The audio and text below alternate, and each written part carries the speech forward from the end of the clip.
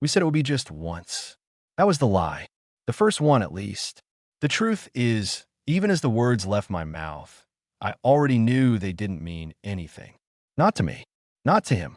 Justin just looked at me for a second too long, jaw tight, eyes giving him away in that subtle way he never noticed, but I always did. If this were really just once, he wouldn't have been standing in my kitchen at 2 in the morning, barefoot, shirt wrinkled, pretending this was casual. I'm Eric.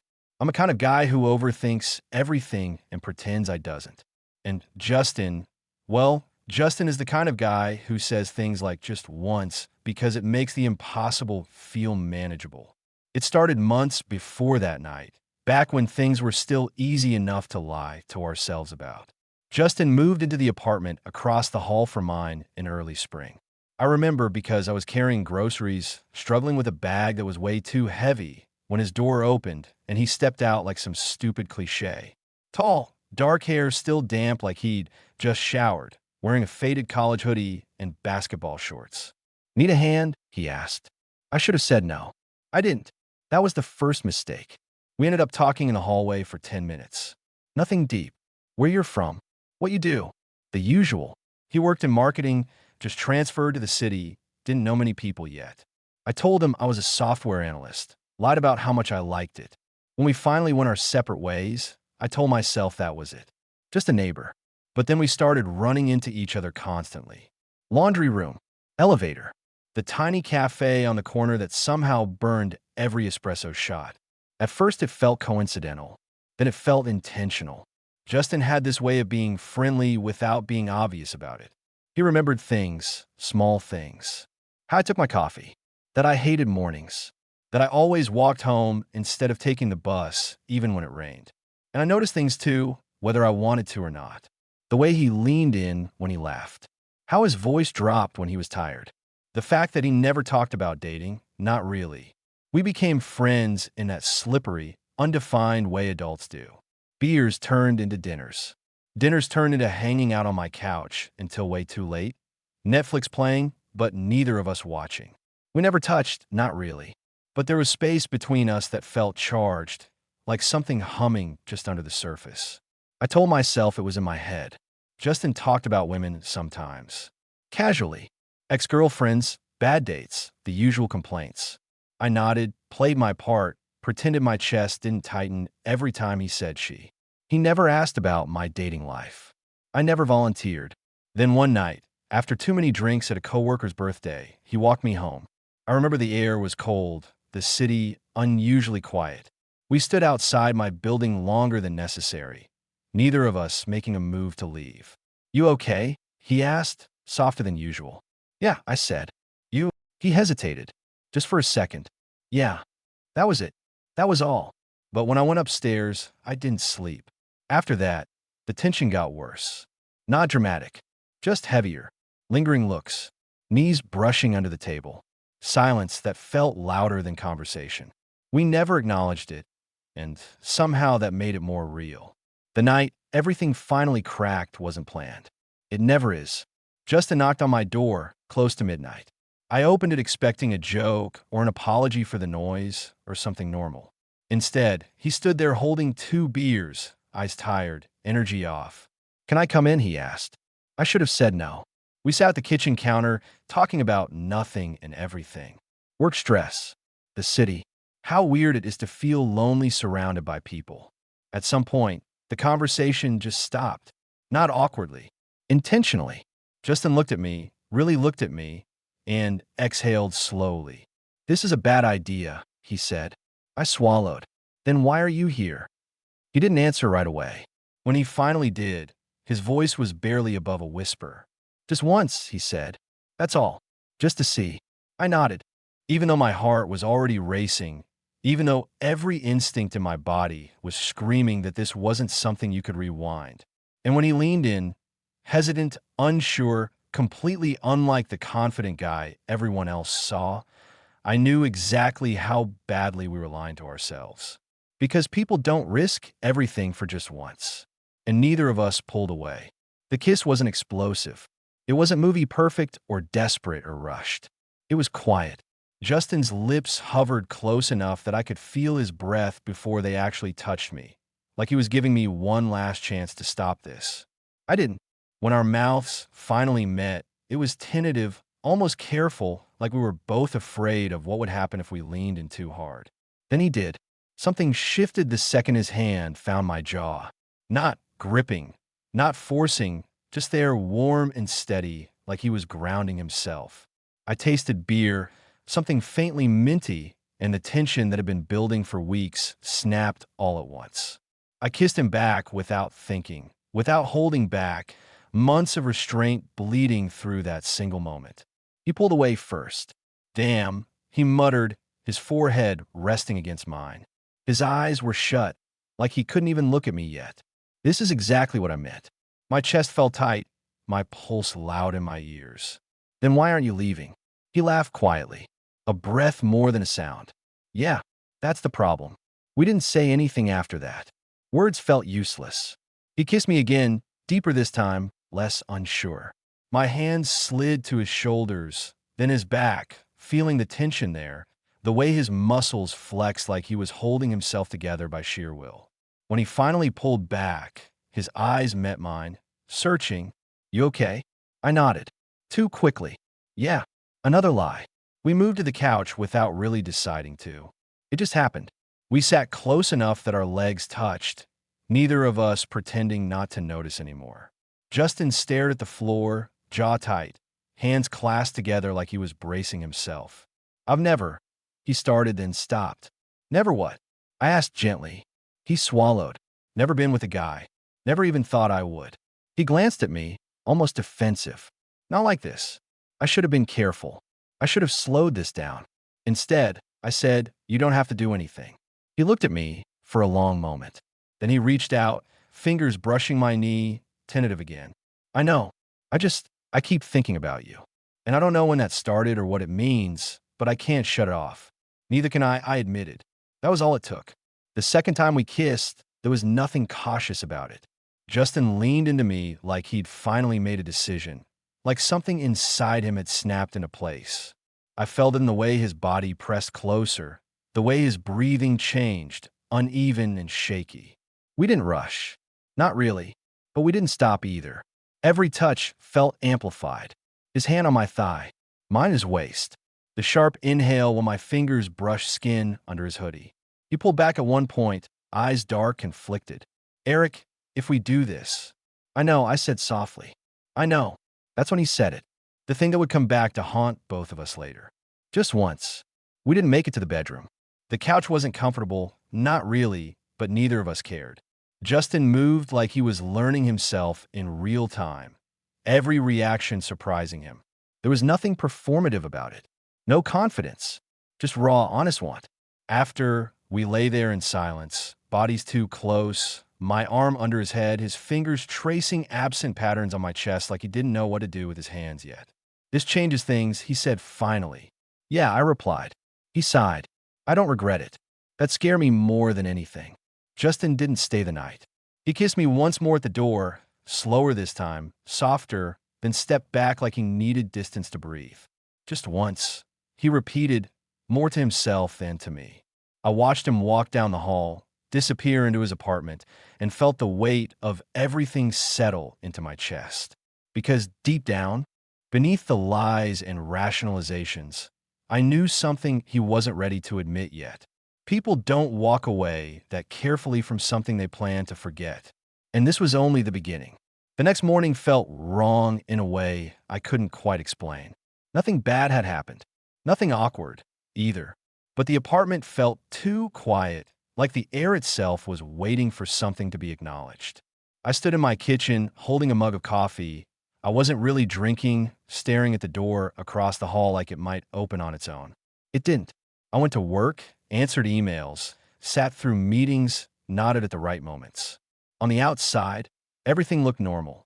On the inside, my mind kept replaying small details I couldn't shake. The way Justin had hesitated before that first kiss. The way he'd said my name like it surprised him. The care he'd taken when he left. Just once, he'd said, but once doesn't leave fingerprints all over your thoughts. I didn't see him for 2 days. No texts, no casual run-ins. I told myself that was a good thing, that this was exactly what he'd wanted. Space, distance, a clean reset. By the third day, it felt like avoidance. When I finally ran into him in the hallway, it was almost laughably mundane. He was carrying groceries again, same as the first day we met. The universe has a twisted sense of humor like that. Hey, he said, stopping short when he saw me. Hey, I replied, trying not to sound like I'd been holding my breath. For a moment, neither of us moved. He looked tired, not hungover tired, mentally tired, like he'd been having a lot of conversations with himself and losing most of them. So he said, are you good? I nodded. Yeah, you. He smiled, but it didn't quite reach his eyes. Yeah, another lie. From both of us. We didn't talk about it. Not then. We talked about work, about some dumb ad campaign he was stuck on, about how the elevator in our building was still broken. Safe topics. Neutral ground. But under every word was this unspoken awareness, like we were circling something fragile. When he finally opened his door, he hesitated, hands still on the handle. Listen, about the other night. My stomach tightened. Yeah. He exhaled. I meant what I said, about not regretting it. Relief and fear hit me at the same time. Okay, but, he added quickly, I don't know what to do with it. With us. I'm still figuring things out. I studied his face. He wasn't pushing me away. He wasn't pulling me closer, either. He was standing in that uncomfortable middle space, unsure which way would hurt less. I'm not asking for answers, I said. I just don't want to pretend it didn't happen. He nodded slowly. Me neither. That was when just once officially stopped being true. After that, we slipped into something quieter, softer. Late-night conversations through cracked doors. Long walks that somehow always ended up looping back to our building. A lot of almosts. Almost touching. Almost kissing. Almost saying the thing neither of us was ready to say out loud. Justin was changing, whether he wanted to admit it or not. I saw it in the way he watched me when he thought I wasn't looking, in the way his questions got more personal, more careful. He stopped mentioning women altogether. Not pointedly, just naturally, like that part of the script no longer fit. One night, sitting on my couch again, he finally said, I think I'm scared. I didn't joke. I didn't minimize it. I just nodded. Me too. He looked at me, then really looked at me. And there was something raw in his expression. What if this isn't temporary? My heart thudded hard. What if it is? That earned a quiet laugh. Yeah, that too. When he kissed me that time, it was slower than the first night. More intentional. Less about curiosity and more about choice. He stayed afterward. Fell asleep against my shoulder like it was the most natural thing in the world. The next morning, he was still there. And this time, when he left, he didn't say just once. He said, I'll see you later. And I knew, absolutely knew, that we were already past the point of no return. Seeing each other started to feel less like a secret and more like a habit. Justin began knocking instead of texting from across the hall. Sometimes it was late, sometimes it was random. Middle of a Sunday afternoon, hair messy, hoodie thrown on like he hadn't planned to leave his apartment, but changed his mind last second. You busy? He'd ask. I always said no.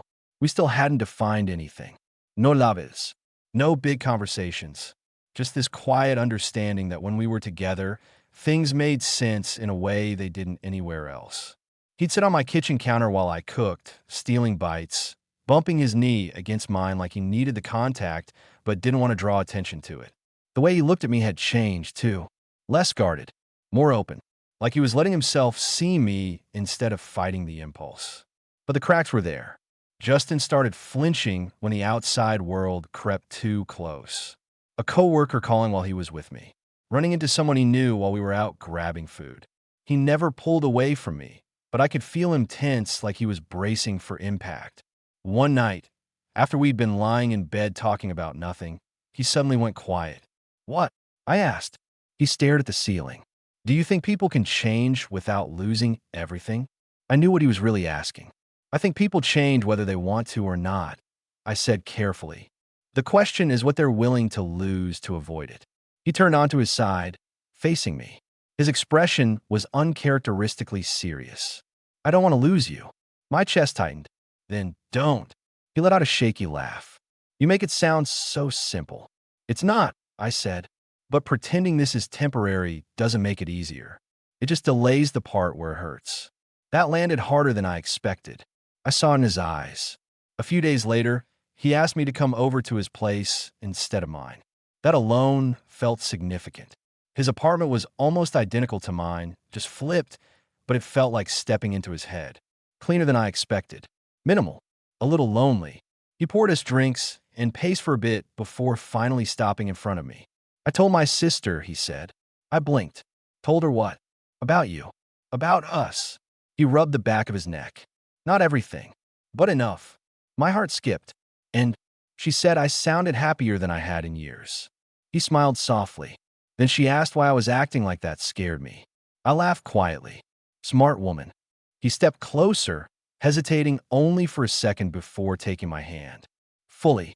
No half measures. I don't know where this goes, he said, but I know I don't want to keep pretending it doesn't exist. That was the first time it felt real in a way that terrified me. Because once something stops being a secret, it starts asking for space in your life. And the next morning, when Justin introduced me, not as a friend, not as a neighbor, but just by my name, to someone he knew from work at the cafe downstairs, I realized something else too.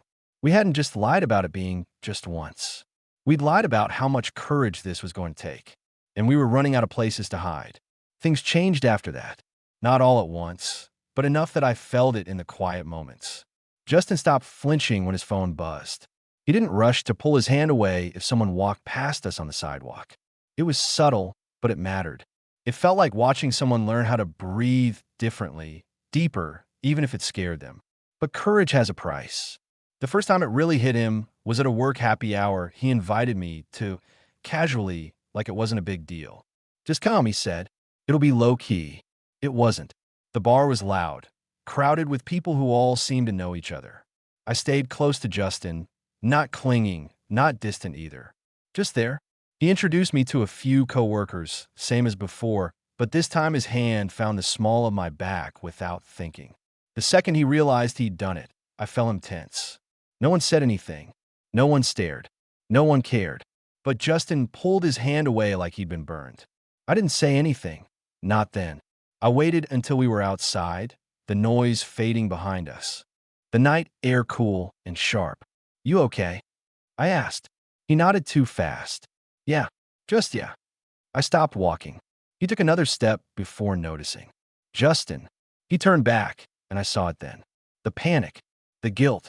Not toward me, toward himself. I'm trying, he said quietly. I really am. But sometimes it feels like I'm standing on the edge of something, and if I step wrong, everything falls apart. I stepped closer, not touching him, just close enough that he couldn't pretend I wasn't there. You don't have to be perfect. You just have to be honest. He looked away. What if honesty costs me more than I'm ready to give? That question followed us home. We didn't go back to my place or his.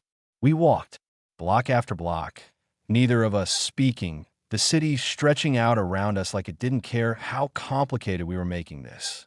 Later that night, lying in my bed, Justin finally spoke into the dark. I spent my whole life knowing exactly who I was supposed to be, he said. And now I don't. I turn onto my side. You don't have to figure out all at once. He laughed softly. You always say that. Because it's true. He reached for me then, fingers lacing with mine, holding on like he was afraid I might disappear if he didn't. Promise me something? What? If this gets too hard, tell me. Don't just disappear. My throat tightened. Only if you promise the same. He squeezed my hand. Deal. But promises are easy in the dark. A week later, Justin didn't come over. He texted, apologized, said work was crazy, said he needed a night to think. I told him I understood. I didn't sleep, because deep down, I knew this part of the story, the part where reality pushes back, where feelings stop being theoretical and start demanding choices. And for the first time since this began, I was afraid that just once wasn't the lie that would break us. It was the waiting. The silence stretched longer than I expected. Justin didn't disappear completely. He texted good morning, sent a dumb meme, asked how my day was, but something fundamental had shifted. The easy rhythm we'd fallen into was gone, replaced by careful pauses and half-finished thoughts. like we were both afraid that if we said the wrong thing, the whole thing would tip over. When we finally saw each other again, it wasn't planned. I was coming home late, jacket half zipped, keys already in my hand, when I almost walked straight into him in the hallway. He looked startled, like he'd been pacing and got caught. "Oh," he said. "Hey, hey," I replied. We stood there, 2 feet apart, saying nothing. The air between us felt heavier than it had in weeks. "Can we talk?" he asked finally. I nodded. "Yeah." We went into my apartment, but neither of us sat down. Justin leaned against the counter, arms crossed, staring at a spot on the floor like it might give him answers if he looked long enough. "I've been thinking a lot," he said. I didn't interrupt. "About us. About me." He let out a breath. "About how I'm not used to wanting something that doesn't fit neatly into the rest of my life." I swallowed. Nothing real ever does. He looked up at that. Really looked at me. "That's the problem. This feels real, and I don't know how to be halfway about it." I felt my chest tighten. "I don't want halfway." "I know," he said quietly. "And I don't want to hurt you by pretending I can give you more than I'm ready for." That stung more than I expected. Not because it was cruel, but because it was honest. "So what are you saying?" I asked. He hesitated. Then, "I'm asking for time. Not distance. Not an ending. Just space to catch up to what I already feel." I nodded slowly, even though my instinct was to pull him closer, not let him drift. "I can do that," I said. "But I need to know this isn't you slowly backing out." He stepped closer then, close enough that I could feel the warmth of him, but he didn't touch me. "It's not. I swear." I searched his face for something solid to hold on to. Fear was there. Uncertainty. But there was something else too. Resolve. "Okay," I said. "Then we do this honestly. No dulcepiting. No pretending." "Deal," he said again. Softer this time. He stayed for a while after that. We talked like we used to, about stupid things, about nothing at all. When he left, he kissed my cheek instead of my lips. It felt deliberate. Not rejection. Boundaries.